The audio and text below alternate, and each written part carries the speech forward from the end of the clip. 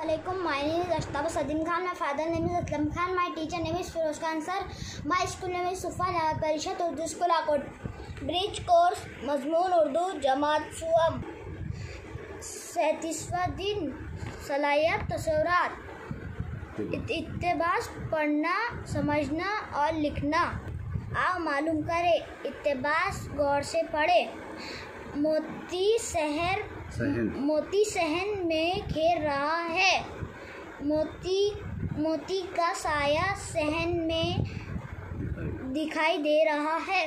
मोती दौड़ा साया भी दौड़ा। मोती ठहरा साया भी ठहरा।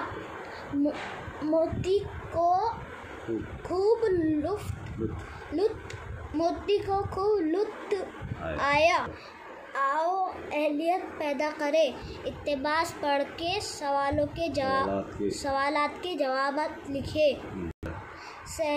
पहला सवाल, सहन में कौन खेल रहा था?